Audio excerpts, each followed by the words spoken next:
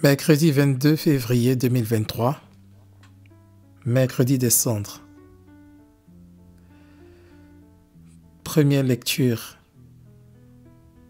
Lecture du livre du prophète Joël. Chapitre 2, versets 12 à 18. Maintenant, oracle du Seigneur, revenez à moi de tout votre cœur, dans le jeûne, les larmes et le deuil. Déchirez vos cœurs et non pas vos vêtements, et revenez au Seigneur votre Dieu, car il est tendre et miséricordieux, lent à la colère et plein d'amour, renonçant au châtiment. Qui sait? Il pourrait revenir, il pourrait renoncer au châtiment et laisser derrière lui sa bénédiction. Alors, vous pourrez présenter offrandes et libations au Seigneur votre Dieu. Sonnez du cor dans Sion. Prescrivez un jeûne sacré. Annoncez une fête solennelle. Réunissez le peuple. Tenez une assemblée sainte. Rassemblez les anciens. Réunissez petits enfants et nourrissons. Que le jeune époux sorte de sa maison. Que la jeune mariée quitte sa chambre. Entre le portail et l'autel, les prêtres, serviteurs du Seigneur, iront pleurer et diront : Pitié, Seigneur, pour ton peuple. N'expose pas ceux qui t'appartiennent à l'insulte et aux moqueries des païens. Faudra-t-il qu'on dise : Où donc est leur Dieu ? Et le Seigneur s'est ému en faveur de son pays. Il a eu pitié de son peuple.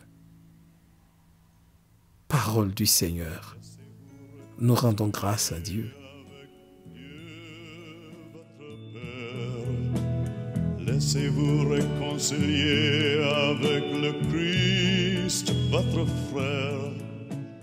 Acceptez-vous de prendre Psaume 50. Pitié, Seigneur, car nous avons péché. Pitié pour moi, mon Dieu, dans ton amour. Selon ta grande miséricorde, efface mon péché.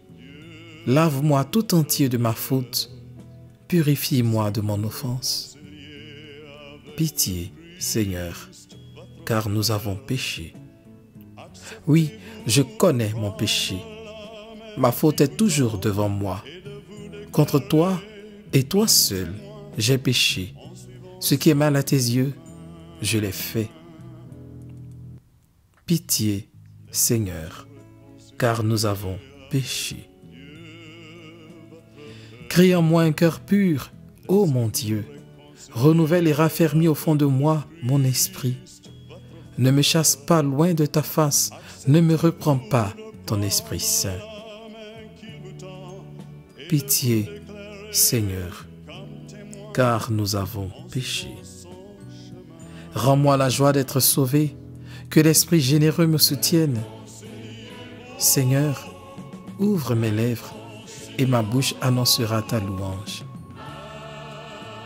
Pitié, Seigneur, car nous avons péché.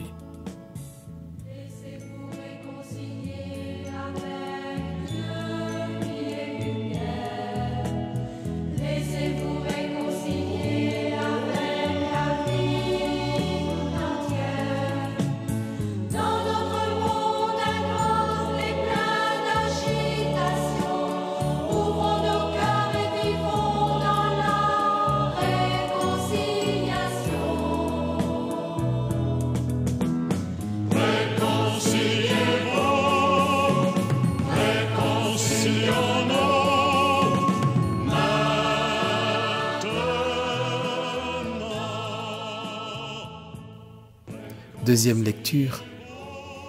Lecture de la deuxième lettre de Saint Paul apôtre aux Corinthiens. Frères, nous sommes les ambassadeurs du Christ et par nous, c'est Dieu lui-même qui lance un appel. Nous le demandons au nom du Christ, laissez-vous réconcilier avec Dieu.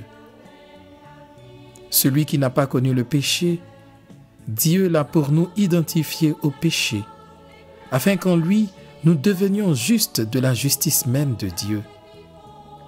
En tant que coopérateurs de Dieu, nous vous exhortons encore à ne pas laisser sans effet la grâce reçue de lui, car il dit dans l'Écriture, « Au moment favorable, je t'ai exaucé, au jour du salut, je t'ai secouru. » Le voici maintenant, le moment favorable.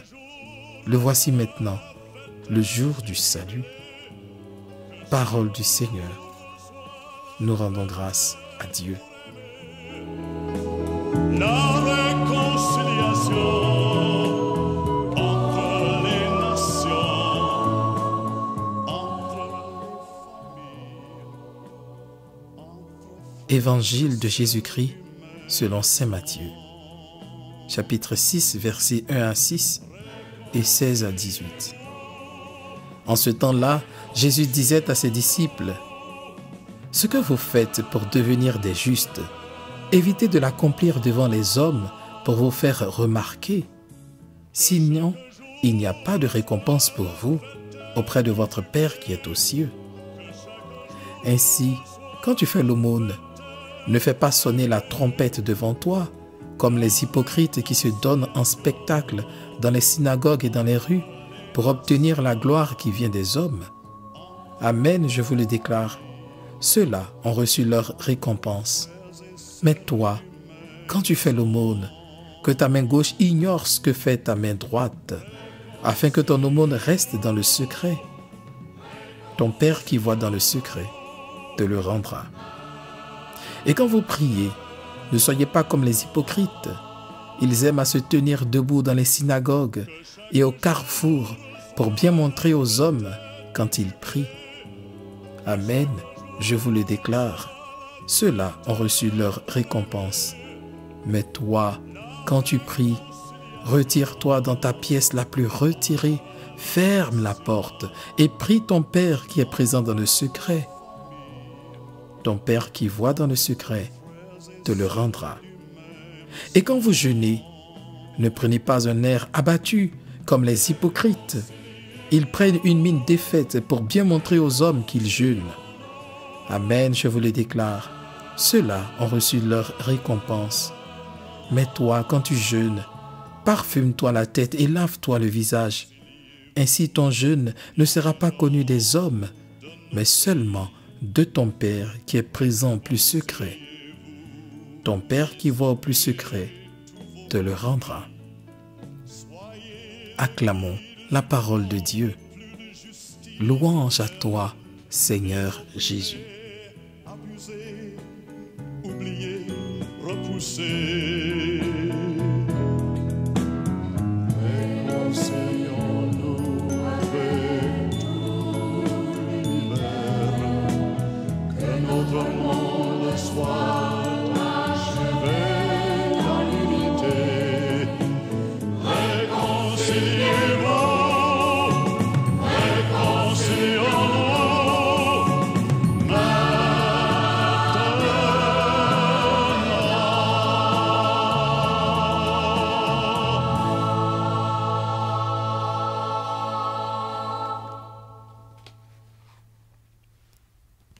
Quand on parle de carême, on pense immédiatement à ces trois mots, jeûne, prière et aumône.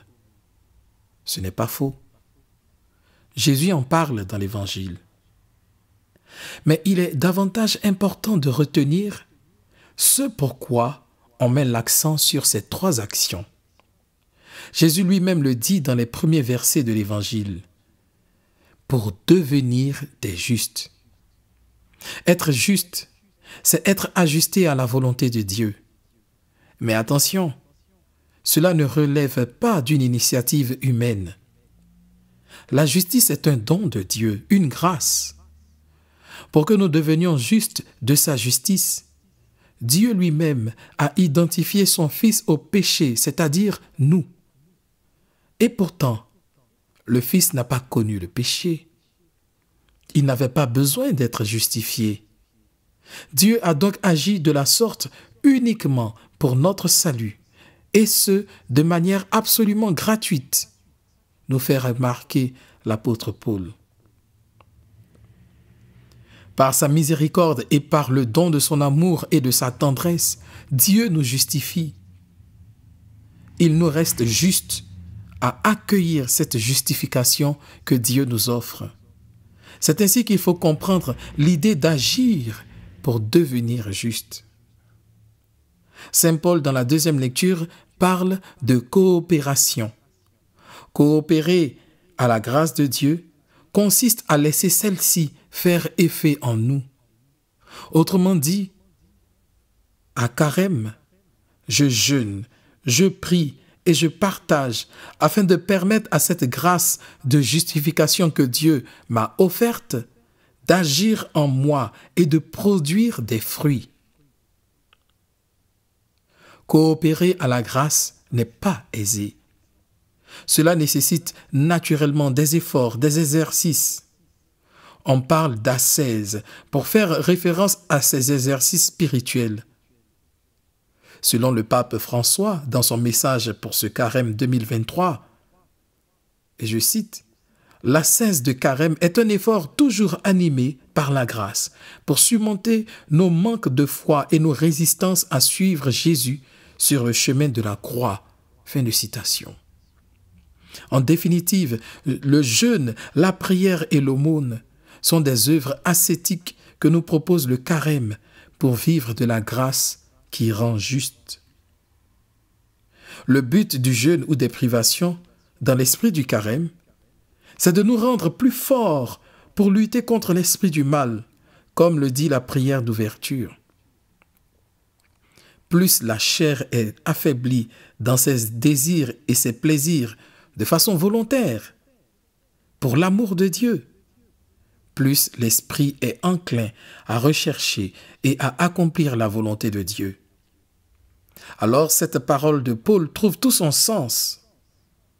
Quand je suis faible, c'est alors que je suis fort. Il faut ôter du jeune chrétien le sens de la mutilation. La seule motivation du jeûne et des privations, c'est l'amour de Dieu.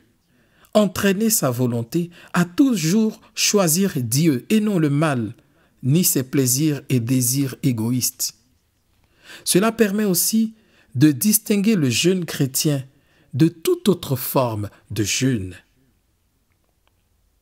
Le but de la prière dans l'esprit du carême, c'est de développer une intimité avec Dieu. Jésus parle de la prière dans le secret de sa pièce la plus retirée, dans le château intérieur de son âme, pour emprunter les termes de sainte Thérèse d'Avila. La prière est une coopération de chaque jour à la grâce justificatrice de Dieu. La vie de prière du chrétien ne se résume pas à la célébration dominicale, mais au cœur à cœur continuel avec Dieu. Prier, ce n'est pas seulement parler à Dieu pour lui demander 1001 choses, c'est surtout l'écouter. Le pape François met l'accent là-dessus.